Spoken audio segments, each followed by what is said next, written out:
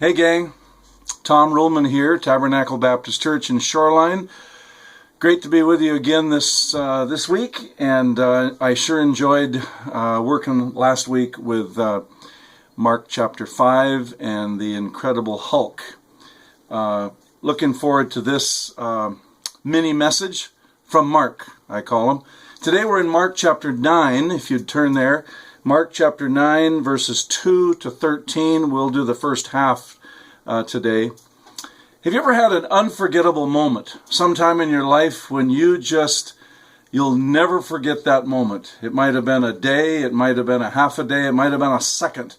But I remember a few in my life. I don't know why, but I blocked an extra point in a football game.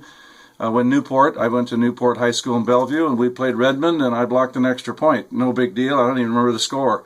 But yeah, that was an unforgettable moment. My first earthquake in 1965 in Bellevue.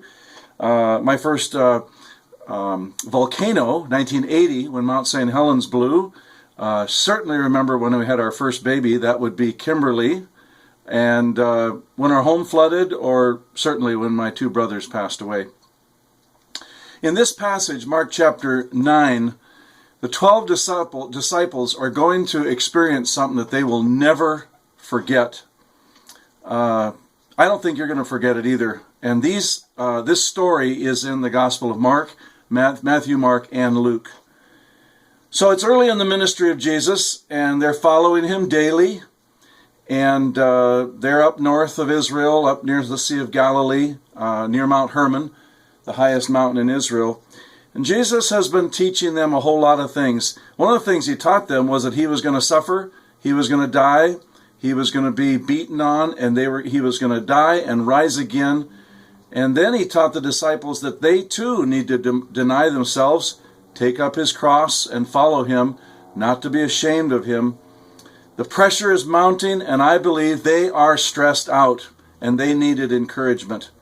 So Jesus takes three of them up to a high mountain, probably Mount Hermon, the highest mountain in Israel. Peter, James, and John. And they're praying. And as they had done many times up on the Mount of Olives, you remember Mount of Olives in Jerusalem. If you're taking notes, we're going to see three big times. We're going to see a big time change, number one, a big time guests, and a big time voice. So let's go ahead. The first one is in verses 2 and 3 of Mark chapter 9, a big time change. Here they're on the mountain, maybe at night. All of a sudden you can imagine Peter poking John and saying, John, look at Jesus. He's glowing.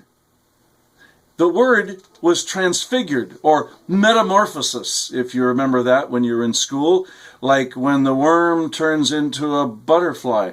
Yeah, they had seen Jesus do miracles. They saw him walk on water. They saw him still storms.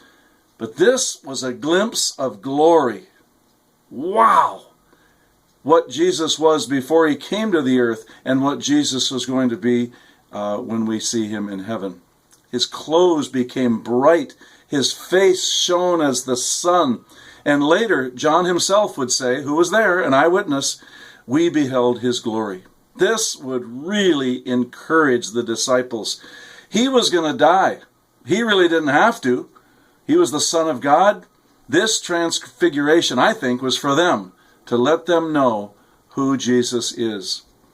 Hey, we shall all be changed when we appear with him in glory, and will be like him because we shall see him as he is. The second is big-time guests. Big-time guests. This is in verses 4 to 6. These three disciples were squinting to see the bright Jesus. They all of a sudden notice there's two guys with him. Two more guys with him. And who is it? Moses and Elijah.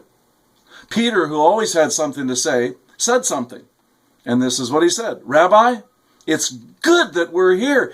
We're so excited. Let us make 3 tents, one for you, one for Moses, one for Elijah. This is really cool. That's Tom's paraphrase, buddy.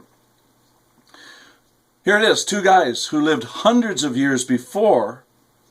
They show up, and the disciples recognize them. I don't know whether there were introductions. Maybe they had name tags, Moses, Elijah, shirts. I'm Moses, that's Elijah.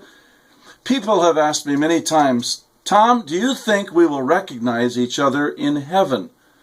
Well, obviously, from this passage, that clears it up once and for all. Moses represented the law. Elijah represented the prophets. Luke records that Moses and Elijah were talking about his departure and exodus.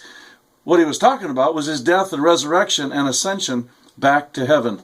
And Peter and James and John, they heard the whole thing.